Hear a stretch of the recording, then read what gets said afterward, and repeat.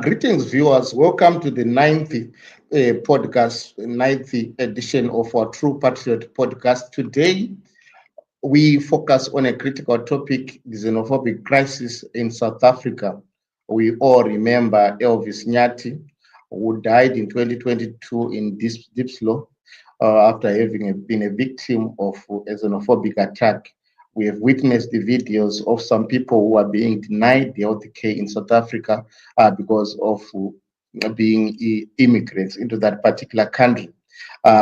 We have invited an attorney, a lawyer with the Human Rights Association in South Africa, Comrade Mamwetwe Sebei, to help us to really appreciate the context and the drivers of this xenophobic crisis and what may be possibly done to resolve this particular crisis. Welcome, Comrade Mamwetwe Sebei, to our podcast. Pleased to be here, and I'm, very privileged, and greetings to all the listeners and the viewers in Zimbabwe. My solidarity. Thank you so much for taking time to join us on this particular podcast.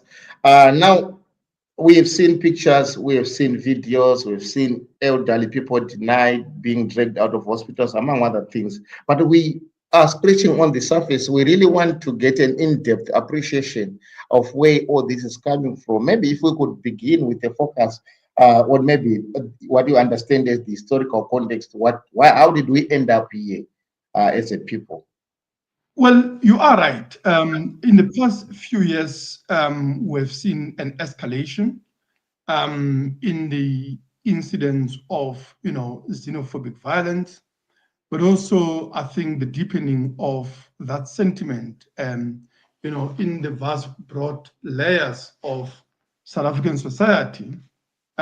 We've seen it also taking an organized form more and more, firstly on the basis of political parties like your, Action SA, Patriotic Alliance, with elements within the ruling ANC seriously entertaining these politics and giving them legitimacy, government policy itself pandering more and more to these reactionary sentiments, ministers expressing that.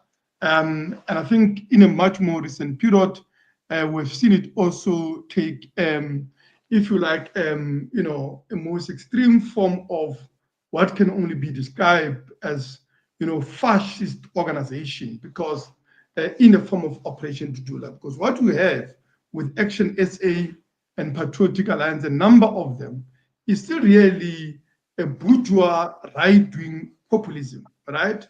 That is anti-immigrant and other things. But Operation Dudula, it has all the hallmarks of a fascist, movement, a paramilitarism, the violent and organized attacks on the, migrants as a section of the working class that they scapegoat for all the crises. Now, this is a problem not only in South Africa; it's an international problem. So we have seen internationally a drift towards a right-wing populism. The elections in the first term and much more so in the second term of Donald Trump, in the most powerful, imperialist country in the world, has given momentum to these ideas, just as the victories of people like Modi in India, Bolsonaro at some point in Brazil, the surge in right-wing parties in across all of Europe is part of this international phenomenon. So it is rooted in a crisis of capitalism. Is rooted obviously in the exploitation of the capitalist class, of all the cleavages that always exist within the working class. In the past in this country, the working class was divided primarily along the line of race, and that's what basically united the black working class, which was that discriminated equally, whether you're from a township here in South Africa, a Bantustan inside what is today South Africa, or you're Mozambican, Zimbabwean, Lesotho, Mosotho, all of these people were just being treated equally and were equally oppressed under apartheid. So that brought unity, if you like. So capitalism everywhere need ideas and prejudices it can encourage to divide the working class. So either it's race, is religion, or nationality, weaponizing migration, or gender question. They always whip up these questions in order to create unity within the working class, all the more so that they can be able to rule over it, they can be able to exploit it, and to extract surplus for the profiteering of their system. Okay, thank you so much. The legacy of apartheid played a role because there is, an anti-black, racism that is built into this, right? It's also an international phenomenon of global capitalism and imperialism, but I think it also has a unique South African, element to it that is rooted in a history of apartheid. Yeah, the thing is, you raise a very critical point that what you are simply seeing is the implosion of capitalism as a model itself, it failing globally. But as the working people from South Africa, do you see any initiatives to try to build working class solidarity so that really we have consciousness among the workers themselves to say, a worker from Zimbabwe, from Zambia, from Mozambique, we are all exploited by the same system? Are there more initiatives around that, or even organized labor also is now joining hands with these reactionary forces you spoke of? I think to grapple with that question, we should also deal with the most immediate causes, right? So I've laid out a general historical, factors. The most pressing, obviously immediate issue is a deepening crisis of capitalism, globally, and I think in South Africa as well. It's an organic crisis characterized by overcapacity, overproduction in every major industry, that is destroying jobs across the globe. In South Africa, we're sitting with levels of unemployment that are catastrophic. Over 11 million people are unemployed. That is 43% of the working population, when you include discouraged workers, are unemployed in this country. The public services are imploding after decades of neoliberal attacks on healthcare system, on schools, all of which have become a focal point of these counter-revolutionary mobilizations, to block people and migrants accessing healthcare facilities, clinic and hospitals, schools, and of course, the issue of housing as well. I mean, in when the ANC took over, the housing backlog was 1.5 million houses. 30 years down the line, not only have they not resolved that, in fact, it has more than doubled. The backlog is more than 3.7 million housing units. 13% of the population is living in informal settlements. So that catastrophic levels of poverty, in the context of rising inequalities and also the cost of living, has led to a massive collapse in the quality of life of many working class people. So in this situation, and where there's been a weakening, because what has allowed these attacks is a weakening of working class organization, because many of black working class movements, became aligned with the ANC in the late 80s.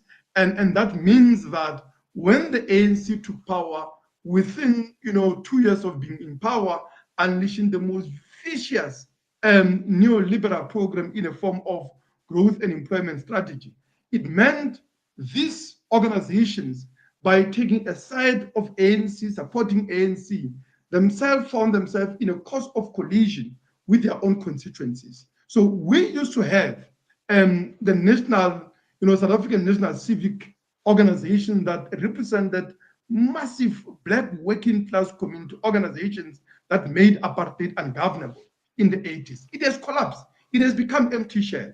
Most of the service delivery struggles are bypassing it. The result of which is that communities are struggling. There's a permanent state of rebellion in working class communities around service delivery, around jobs. But those struggles are not coordinated. And that weakness of organization reflected in lack of regional and national centers of organization meant the working class is having less and less confidence in the struggle and capacity to win victories, to demand massive public housing program to overcome the current the current housing backlog.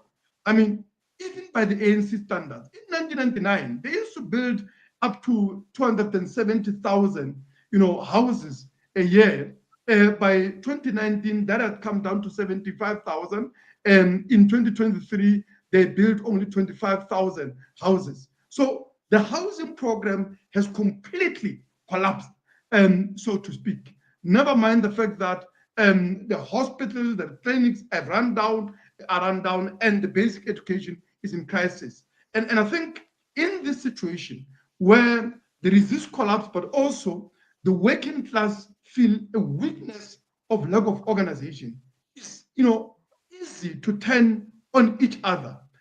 The way to think about it is almost like there's a game of wrestling they called last man standing, where they put all the wrestlers in a ring, and you see what normally happens. The big guys always basically like a gang to take the weak ones until the two last big guys are left in the ring, and so on. So that is the politics of neoliberal austerity and capitalist scarcity, where it's about if we're 10 on the queue for a job, for a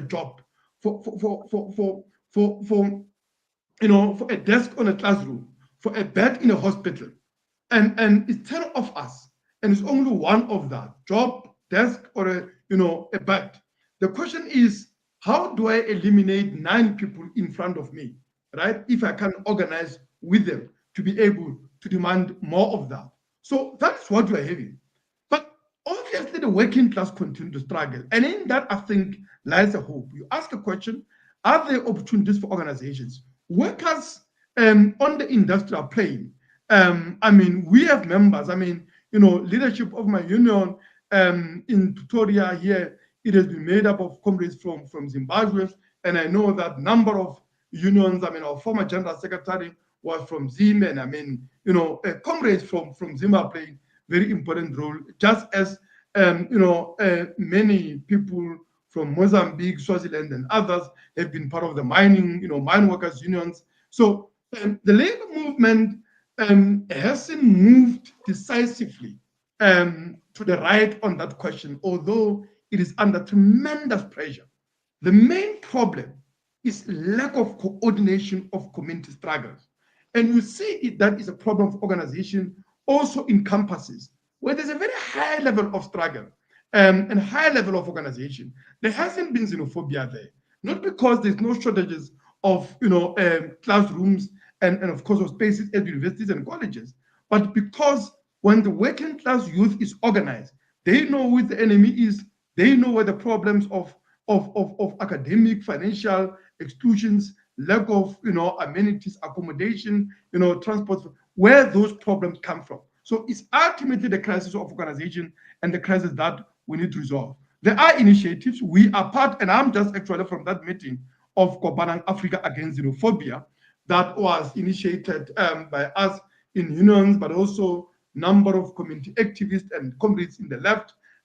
In the past, when we took similar initiatives, we used to have lots of migrants organizations that were part of those initiatives, and of course local communities. But the level of violence is such that I think migrants have become intimidated and they've retreated in the organization. That has weakened our resistance, but there are, and I think Kwabanang Africa Against Xenophobia is that important initiative. More than that, we also had campaigns. I mean, I initiated and coordinated Marshalltown Fire Justice campaign when people got burned in a house, I mean, in a building in Johannesburg. I think you'll have heard about that story. We organized around that, demanding just a lot of that were migrants, and we were able to push back against the scapegoating and managed to put at the center of that lack of housing and adequate, safe, decent housing for everybody. And I think that was a pushback. Well, when I'm listening to you, I look at South Africa as a mirror image of what Zimbabwe is. We are all facing the same crisis, the whole of Africa, and especially the global south. We are simply under attack, a majority of us. But recently we saw the ANC and the ZANU-PF, the ruling parties, our ruling parties at a Liberation Party's platform, obviously negotiating and discussing how to consolidate and strengthen their hold on power. And I really appreciate the local organizing that you have been doing to push back against the reactionary forces, and also to try to push back against neoliberalism. So I tend to wonder if you can think of platforms that we can create at a regional level, cross borders, so that we push a struggle that can completely extricate our republics from the hold of power for these people who are so loyal often to neoliberalism. They will continue to consolidate. Like you say, we need to organize. We are never outnumbered, we are just out organized. Do you think of any platforms that we can leverage on to make this struggle more of a regional struggle, not a localized struggle? Let me start with your premise around the summit of so-called liberation movement. I mean, the reality is, the ANC sees in the ZANU-PF its own future. Obviously, it is unable to do in South Africa what ZANU-PF has been able to do in Zimbabwe. That is also because of the balance of forces, the strength of the organized labor movement, even when that has been withering away for some time. But I think just the sheer strength and size of the industrial proletariat, I think makes that extremely difficult for the ANC to transform the state into complete authoritarianism, through what was actually characterized as elements of zanification of the state, which almost always emerge now and again, even here in South Africa, right? But the reality is their policy towards the ZANU-PF is a continuation of the domestic betrayals, because in the final analysis, a foreign policy of any government is merely an application on an international plane of the domestic policy of that government. The same multinational corporations that the ANC has allowed to plunder this country are the same ones that are plundering the minerals in Zimbabwe, reducing that country to a quarry and a gardening in the same way that they are doing in South Africa, where more and more of industry is living with the country, becoming a source of a cheap raw materials, minerals, and of course, fruits and vegetables primarily for Western and Asian markets. So they see their own kind. And that summit is going to resolve absolutely nothing. The reality is both of them have betrayed the working class. Once they acceded to power on the basis of capitalism and accepted the management of the same political economic architecture that has perpetuated the very structures of power that kept enslaved through a system of cheap black migrant labor, black working class people in these countries, South Africa and Zimbabwe, and of course across the region, that has allowed multinational companies to plunder this region and all of that. is a day that they began to lose the support. Is a day that they set themselves for a conflict and a cause of collision with their working class base. So they are hopeless. They are condemned by the march of history, and there's no redemption for them. We have to be absolutely clear about that. Just in terms of what can be done, look, the working class still has organizations. It is weakened, but simply not down and out. So we have trade union movements, and we do actually have regional bodies, of trade unions. The question is, how do we transform these bodies, right, from being a talk shop, to being, an organs of struggles and centers of coordination of a region-wide resistance against the unemployment, the industrialization, and the cost of living crisis. You mentioned all of that. I mean, just look at the rising cost of living crisis and what it has done. We have seen what until now was called an Arab Spring, coming more and more into sub-Saharan Africa.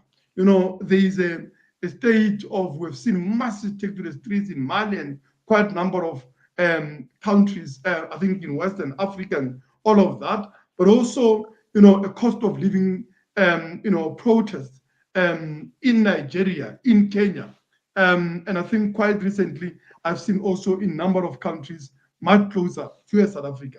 So the issue is the organizations that we have at the moment, the trade union regional bodies, are just about summits, seminars, declarations, absolutely nothing by way of coordination of the struggle. Why can't we come with a campaign, right, against a cost of living crisis, demanding decent minimum wages, and demanding creation of jobs for the unemployed, and we can agree about quite a number of demands which are pressing issues for the workers here, both employed and unemployed, in South Africa, in Zimbabwe, in Swaziland, and other things and so on, and come with a day of action where the workers will take action on one day. That will not only give confidence to workers to struggle in South Africa, in Zimbabwe, a number of other countries in our region, it will also concretize that feeling of working class internationalism and solidarity, a sense that we are one. So that is at the level of trade union movement, but that can also be taken beyond trade union movement to include community civics. I don't know about I'm part of the trade union groups, Blue Alumni and others, in Zim. I'm not as much aware about what is happening at the level of community organizations, but we need to build that one community at a time if it comes to that here in South Africa, and make sure that we bring these communities to demand jobs, because the issue of unemployment is probably the single most explosive social question today, because it's responsible for poverty and the idleness, the violence, the crime that you see in all of our communities. So we can be able to coordinate struggles on that here in the SADC region and probably even beyond. There are also issues in respect of which can be acted together against the dictatorships, in Swaziland, where I know South African movement is committed, but also the riots in Zimbabwe itself, because that regime is authoritarian, and I think it needs to be confronted. And South African working class can stay idle, and especially when the ANC is so essential in shoring up a ZANU-PF authoritarian dictatorship, just as they are shoring up a dictatorship, of an absolute monarch, that is Mswati, and a corrupt elite, in Lesotho, obviously because themselves are just as corrupt. So how then do we begin to coordinate on those particular issues? I think that's a task, and that is what is going to take the movement forward here. Yeah, great. So when you are listening to this, you then think at the level where the left has tried to take over state power, not only in the region, but globally. The crisis of capitalism is now more elaborate, but we are looking at the left seems to be declining whenever there is an issue of elections, or we look at the right wing in America, Trump scoring very big. You look at the South African Communist Party recently, they decided to participate in a by-election, which I followed. They didn't get those numbers. The left really doesn't seem to be performing very well when it comes to electoral politics. Where is the left getting it wrong? Because you would assume that if maybe at least the working people would then, at the end, take over state power, they might be able to fundamentally address some of these questions. I mean, there is nothing natural about the calamity of the left, if you may describe it that way, right? The electoral failures of the left. They're very perfect to explain. Look at the situation, for instance, insofar as like America, where Bernie Sanders, very popular left-wing alternative to Trumpism in America, when he was sabotaged by the Democratic Party establishment, he could have continued that campaign independently. Even if he would not have defeated Trump, most certainly he would have laid a basis for a third party in America. That would be a working class, a party that can take up the struggle around Black Lives Matter, around the struggle for decent minimum wages. There was a $15 minimum wage. In the US, there was also protests, of nurses, healthcare workers during COVID. And there were a number of opportunities that could have been taken. Now there is ICE protests against, the harassment and of course deportations of migrants. All of that. And by the way, he has built on that, but he hasn't been able to break decisively with a Democratic Party leadership in the US, and that's a problem, right?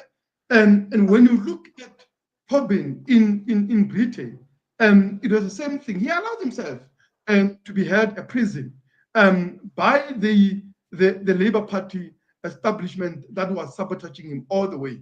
But it's not all doom and gloom. Let's not forget, right, that in Greece, the left party, that is Syriza, was actually elevated to power. It betrayed the working class. There was a time where there was a wave of left-wing surges in Europe, Podemos, in Spain, and all of that. And all of those were examples. But at the same time, all of those movements obviously came down because of lack of organization, a very authoritative, revolutionary leadership that is armed with the ideas, with the perspectives that are, summation of the whole experience of the past 100 years of the working class struggles, of theory, of Marxism, which for me remains the only true guide to a revolutionary action, in the struggle to conquer power for the working class, to ensure that the working class is able to seize power economically, politically, as well. So those are issues that you can argue that are the reason for the failures of the left and all of that. But the point is that the left has been and will be presented with many opportunities, right? And the working class will keep their hope because they've no choice, right?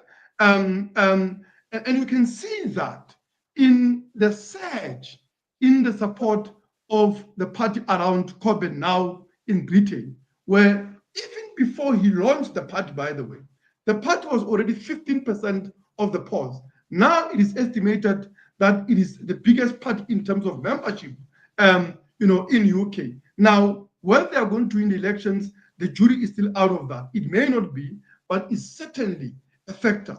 Even in the US itself, look at thousands and thousands of people that turned up in rallies, of Bernie Sanders, of AOC, it tells you that there's hope. I mean, close to home and where you are in Zimbabwe. I mean, there was MDC, right? Which we all know, I mean, they've won elections in the early 2000s, regardless of what the SADC, whatever thing can say and so on. Now, there were blunders, and there was always a problem built into, that party from the onset and so on. And we can debate that. But the working class people have again and again stood up and tried to hope, which is what left-wing progressive and indeed revolutionary politics is about, over a despair that find an expression in the counter-revolutionary, reactionary, right-wing populist, and of course, fascism that is stalking us and so on. And what this situation entails is a moment of great peril. I don't want to underestimate that, but we must also not forget that revolution and counter-revolution, march hands in glove. Why? Because they are created by the same conditions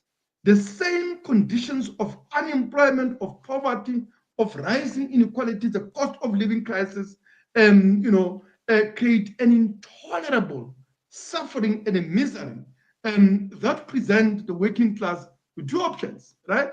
Either a hope based on the confidence to struggle and win, which is what revolution is about, or a despair, which is what reaction is about. And that struggle is far from decided. We still have our unions, we still have civics, and the working class continue to struggle. And in that, alone lies a hope. Thank you so much.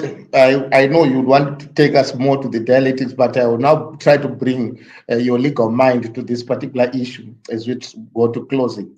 Now, just a quick ABC to someone who is planning to move to South Africa, someone who is already in South Africa, someone who might be a victim of xenophobic attacks. Just the quick legal advice you could give them. How can they be safe, just at a legal level? Well, I mean, obviously they've got to apply, to gain access to the country.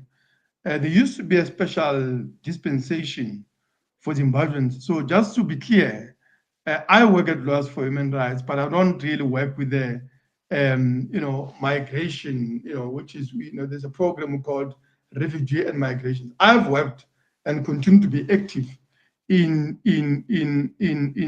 migrant justice issues and of course anti-xenophobic campaign, but that is at a level of strategy and of course the level of campaigning. Just as I'm a unionist, and people assume from that I'm a lawyer, I'm a unionist.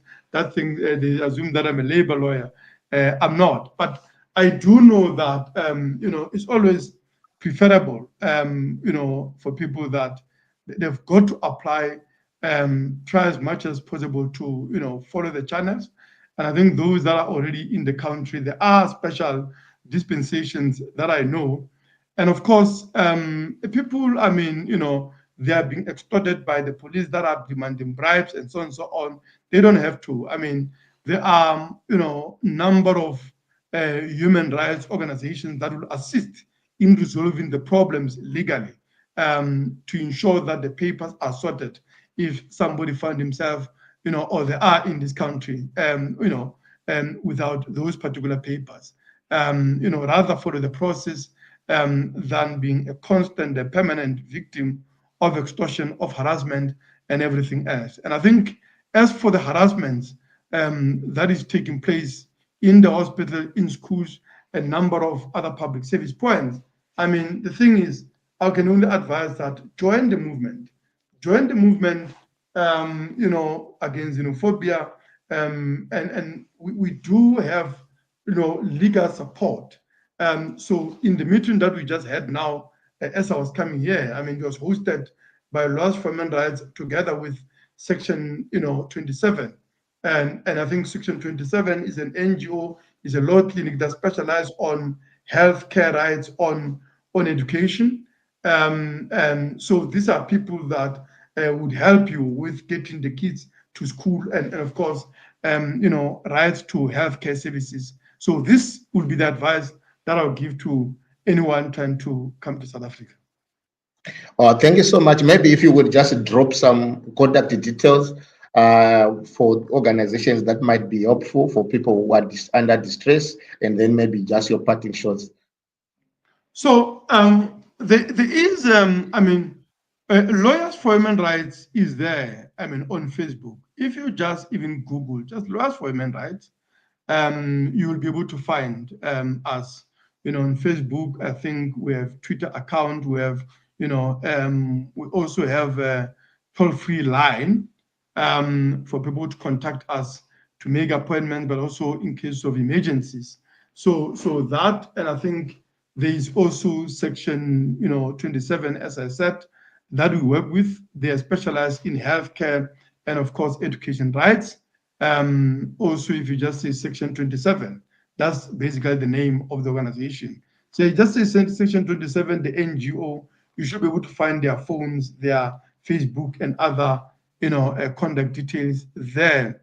And they just look at, if you just say migrant rights organizations, there are many. I'm just talking about the ones that I know are at the forefront of this campaign work at the moment.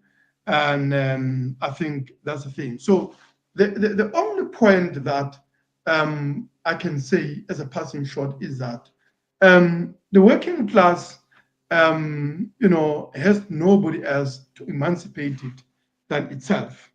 And I think we've got to trust and rely on our own unity, on our own organizations, on our own capacity and determination to struggle. So it is dark, but we must always remember that it's dark before dawn. None of this right-wing populists who scapegoat the migrants, who encourage and whip up xenophobic sentiments, have answers to all the problems faced by the working class in this country. Sooner or later, sooner than later, the working class will see them for what they are. We must hold the line. We must swim against the currents. And when the tides have turned in our favor and we seize the opportunities, I think it's Shakespeare who said there are tides in the affairs of men which, if caught on the flood, can lead to great fortunes.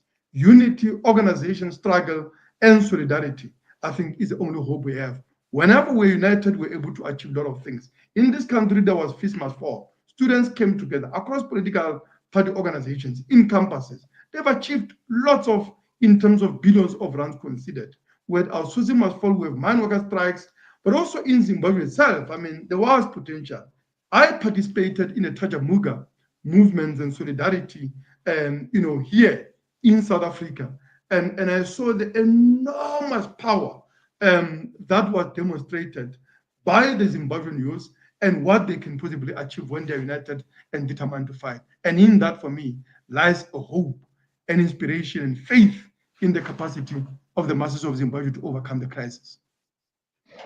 Thank you so much. It is indeed the clarion call that workers of the world must unite. We have nothing else to lose other than your chains. And it was great hosting you, Comrade Mamelke Survey. And we really appreciate you taking time to unpack the class question with regards to the immigrant crisis in South Africa, which is now a global phenomenon where we now have an immigrant crisis globally as a result of the crisis of capitalism. We really appreciate you taking time with us. There you have it, viewers. Feel free to share your views with us. You can also subscribe to this channel so that you do not lose our next podcast. Thank you so much, Comrade Sabi, for joining us. Thank you. Always a pleasure. Great. We really appreciate, and we look forward to have you in future conversations.